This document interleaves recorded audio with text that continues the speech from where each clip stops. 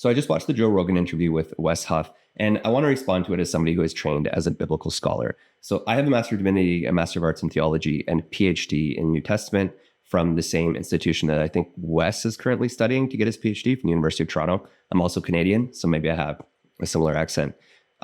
When I'm sitting here as a biblical scholar listening to this argument that Wes is making, I'm first of all really impressed by what Wes knows. He's obviously spent a lot of time learning the breadth of history to be able to talk about like Sumerian and Egyptian cultures, but then come right up in, Middle Ages, talk about manuscript traditions. Wes is obviously a super smart guy and he's put in a lot of work. But Wes is also a Christian apologist. And Christian apologetics is the discipline of trying to start from what you already know and trying to find the evidence for it. And that is literally what's happening here. And I think this is probably why, if other biblical scholars are watching this, either on computer or on their phone, they're probably screaming at their screen, because it's really frustrating to hear a discipline just kind of butchered into proof texts and proof arguments to fit with whatever your apologetic conclusion is that you probably formed before you actually came to the discipline. So I want to talk about what I see are four major errors. Errors is a strong word, but I think the problem is when I look at these things, none of them are as cut and dry as just like, we have this evidence and this is really crystal clear. It's actually not. And there's really complicated discussions for each of these things. And I can't do it justice in a 5-10 minute video, but I'm going to try and give you a really quick overview of what I, as somebody who is trained in biblical scholarship, hears and is thinking when I'm listening to Wes Huff argue about the main claims of Christianity. And this is all I'm qualified to talk about. I'm not qualified to talk about ancient Egypt or Sumeria or any of these things. I was trained as a New Testament scholar, early Christianity, and I'm going to stick with that. So the first argument is that the Gospels are eyewitnesses. This is something Christian apologists like to say a lot, that the Gospels are just different people giving witnesses or of things that they saw, or copying down recollections of people they knew who saw those events. So famously, the tradition is that Mark copied from the apostle or from Peter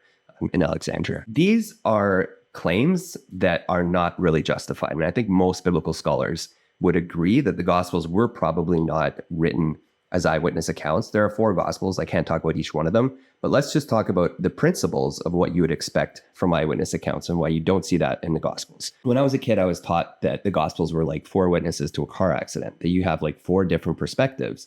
And even though they have slight contradictions and they have differences in their approach, fundamentally you get at the same thing. This isn't actually how the Gospels were created. We have 3 Gospels, Matthew, Mark, and Luke, that are the synoptic Gospels, and they actually use each other. So the Matthew and Luke use Mark extensively. They don't use it like are inspired by it. They actually copy it. We can see this in the Greek. They copied out word for word in a way that's impossible if it's oral tradition. The word for word aligns over sentences and paragraphs. So what you actually have here is a tradition of direct copying and some adaptation. Matthew and Luke also copied older Gospels. So they copied a gospel that scholars refer to as Q. And again, there's pretty universal agreement among biblical scholars that there was an older sayings gospel of Jesus behind Matthew and Luke. So Matthew and Luke, in compiling their gospels, are looking to older gospels. And we can actually see these traditions in the gospels, and we can also see them evolving. So one example I like to give is of Jesus' baptism in Mark, that Mark has this story of Jesus' baptism, getting baptized by John. And you can tell that other gospel writers really kind of struggled with this, because why would Jesus need to be baptized if John's baptism was for the repentance of sin? So Matthew has this thing where John and Jesus have this conversation, and John says, well, no, you should be baptizing me. Luke really downplays this baptism, and he kind of just says in passing, like, oh yeah, and Jesus also got baptized. And John actually doesn't mention a baptism at all. He just mentions the Spirit descending like a dove. So not only are these gospels using each other, but they're reacting to each other and building off of each other in a way that doesn't really seem to be just somebody saying like, oh no, that's not what I saw something different. They're actually responding to traditions that they each carry. The other thing is that even the earliest accounts we have of gospel writers don't really give us a lot of reassurance that these were eyewitnesses. So for example, the church historian Papias, famously, he's quoted in Eusebius in the 4th century, but Papias was like a first, 2nd century historian. And he says that the Gospel of Matthew was written by the disciple Matthew. So that's really great. I mean, that sounds like an eyewitness to me. But the problem is he describes the Gospel of Matthew as being written in Hebrew. The Gospel of Matthew that we have, it was not written in Hebrew, it was written in Greek. So it's not even translated, just to just to get that out of the way. It's not even translated. It's actually very clearly written, composed in Greek. So if you're trying to look even to some of the earliest stories about what these gospels actually were, they don't align with making us think that they're eyewitnesses. The other thing is they really contradict about things that you would expect eyewitnesses to know about. So the gospels align on a lot of things, but where they start to tell unique stories, they start to really contradict each other. So Mark doesn't have a birth story about Jesus, Matthew and Luke both do, and they completely contradict each other about many important details in the birth story, including where Jesus went after he was born, what time he was born in. Was he born under Herod or Quirinius? Those two reigns happened 10 years apart. So you get these contradictions. Fair enough. Maybe somebody might say, well, that wasn't part of the eyewitness account. Certainly the gospel writers weren't there to see Jesus be born. But you have the same thing with the crucifixion and with the post-resurrection accounts of Jesus. So Mark is supposed to be written as a recollection of Peter's accounts. And Mark really just ends his gospel by saying that the women come to an empty tomb and they go away and they say nothing to nobody. That's how Mark originally ended. But what you have in other gospels are these accounts of Jesus showing up to disciples and having all these meals with them and letting Thomas put his hand in his side. So you don't really have something consistent with people who are just seeing different things. You actually have contradictory stories that were obviously evolving. So the Gospels don't really fit with being eyewitness accounts. And I'll talk about this in the next few points, but they show evidence of transmission, evolution, growth, communities behind them with differently formed theology.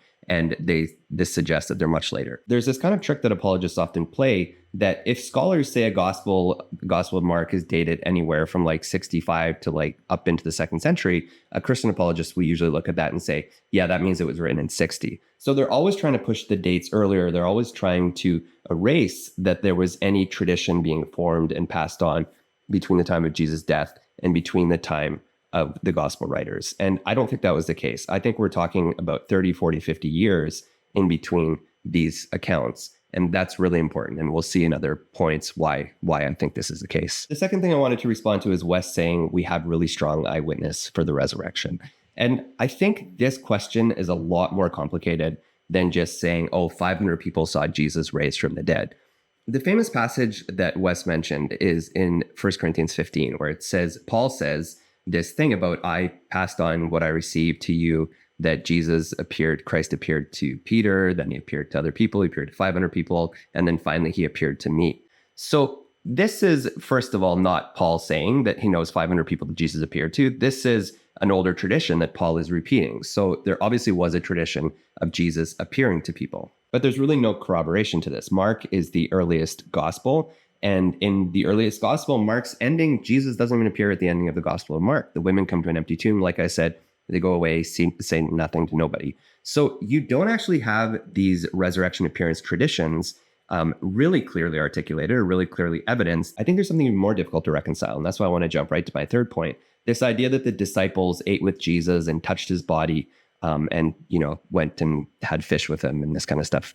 So I think what you actually have when you look at the earliest gospel traditions, Paul is early. Paul is writing in like the 50s. So in 1 Corinthians, when Paul says Jesus appeared to all these people, he used the Greek word ophthe. And that Greek word of Jesus appeared to all these people actually is like the same word we use for visions. It's the same word we use for spiritual appearances in dreams. So we actually don't know what this appearance would have looked like. And if you actually look at Paul's own conversion account, he doesn't have this story where he sticks his hand in Jesus' side. He hears a voice. He sees a noise. There's slightly different contradictory accounts about what this actually looked like. But Paul obviously has some kind of a vision. Paul did not necessarily meet the risen Lord in the flesh. And this is, I think, a really important problem to highlight, that most early Christian traditions didn't seem to have a physical bodily resurrection of Jesus. The earlier traditions seem to point to some form of spiritual resurrection. This is likely what you get at the end of Mark as well. When the women come and find the empty tomb, you obviously have some kind of resurrection, some kind of ascension of Jesus. We don't really know what it was. In this case, his body is gone. But when Paul talks about this, he actually doesn't use bodily resurrection. And even later in 1 Corinthians 15, if you go, he has this really beautiful passage that gets read at funerals, we shall not all sleep, but we shall all be changed. But Paul there talks about resurrection, And he very clearly isn't talking about resurrection of a physical body. He's talking about resurrection of a spiritual body. And he says our resurrection is going to be just like Jesus. It's going to be a spiritual body. So it's really undeniable that Paul, as the earliest Christian writer, had some idea about resurrection, but it's not really clear that Paul had these traditions that you get in later gospels of Jesus eating with people and letting Thomas stick his hand in his side and that kind of thing. So what happens when you come to gospels like Matthew and Luke, and they're probably written 20, 30 years after Paul, you can see the tradition has evolved to this point where people are sort of accepting some kind of bodily resurrection of Jesus. And they are believing that there was some kind of interaction with Jesus. Now, again, maybe these are just things Paul forgot to say. Maybe it's just stuff that Mark forgot to include in his gospel. But it seems more consistent to me with a tradition that is evolving and growing. And by the time you get to the Gospel of John, you have this really beautiful thing by the Sea of Galilee where the disciples are sitting eating fish with Jesus. I don't know, I always like that story. And one more thing about this, if you just read the Gospels of Matthew and John, you would think that Jesus was still around because Jesus doesn't end with an ascension into heaven in those gospels. So it's interesting that the bodily resurrection of Jesus actually probably created more of a problem for these early Christians because now they couldn't just say like, yeah, he's spiritually resurrected, went to heaven, appeared to me in a vision, things like that. But all of a sudden, you have to deal with the actual physicality of Jesus' body. So Luke has this story now about how Jesus is ascending into heaven, which becomes the ascension. So again, this idea that the gospels are just eyewitness accounts kind of flows through this too, because if the gospels are just eyewitness accounts, you have these people actually eating with, hanging out with Jesus. But again, what we actually see is something more consistent with tradition that's evolving and growing over time to include a physical resurrection. And by the way, a lot of Christianity maintained this idea of spiritual resurrection. If you look at what Wes mentioned this in the interview, we talked about Gnostics, and a lot of early Christian traditions didn't believe in the physical resurrection. So this was something that eventually Orthodoxy took over, and this became Orthodoxy, but it wasn't something early Christians always believed. The fourth claim I want to address is that the disciples died for their faith, and therefore it has to be true. Now, again, I'm not saying it's not true, and the disciples obviously believed that they had had some really important spiritual experiences. But this is a really oversimplistic way of arguing for resurrection because virtually a lot of early Christian figures who never met Jesus still died for their faith. We have this story of the martyrdom of Polycarp. This is a really beautiful story about Polycarp dying for his faith. And Polycarp never claims to have met Jesus. He was just kind of an early Christian leader. So it's not to say that these people weren't convinced that they had some sort of experience with Jesus, but it's really not the slam dunk that people make it out to be that the disciples went to their deaths believing this. Because literally we have this all across humanity, that people are often willing to die for things they believe in. The other thing that's important to remember is that early Christianity became really obsessed with martyrdom culture. They really loved this idea of being martyred for their faith, so that the stories of martyrdom were often preserved, they were privileged, and they probably grew too. We have a ton of legends about early Christians being martyred. The fifth account I want to talk about is this idea that everybody sort of agreed on the early Christian books, and everybody sort of knew that these gospels were the real gospels.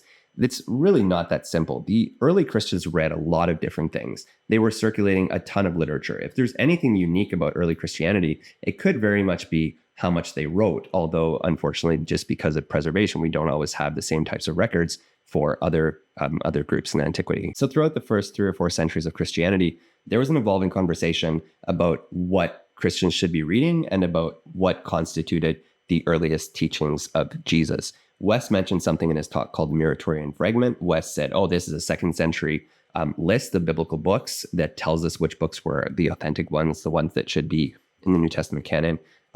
It's actually not that simple. The Muratorian Fragment could be dated anywhere from the 2nd to the 4th century.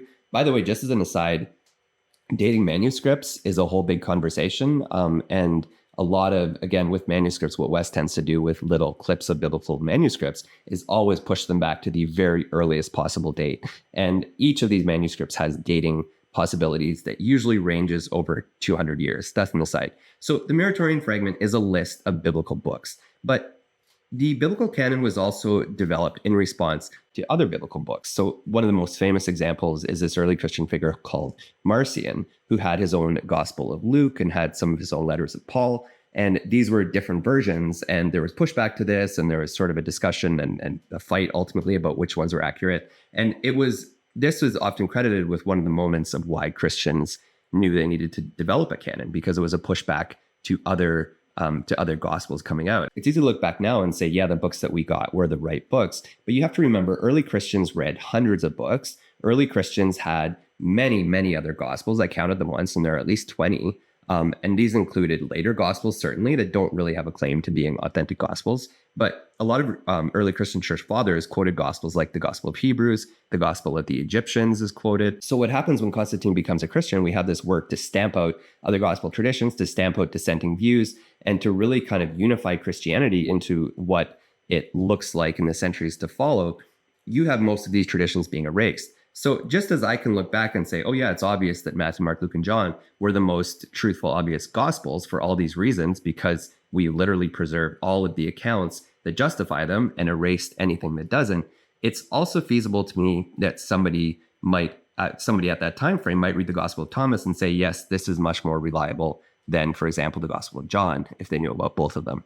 So it's really difficult to make these kind of historical leaps from the evidence, because you're always looking back through the lens of what the church decided to preserve, what the church decided to pass on, and the books that the church kept and the stories that the church kept were often keeping with its own theology and development. I had a lot of other little issues with what Wes said in the interview, but I'm not going to talk about them all here because that would just get kind of messy. But I think if there's any takeaway, it should be that each of these things Wes is talking about has whole bodies of literature behind it. And what the Christian apologist does is picks out the things that fit their foregone conclusions about the Bible and Christianity, and goes and makes the case to people who usually don't actually know enough about it to defend themselves or to question at all. So they just end up hearing, oh yeah, this is 100% true.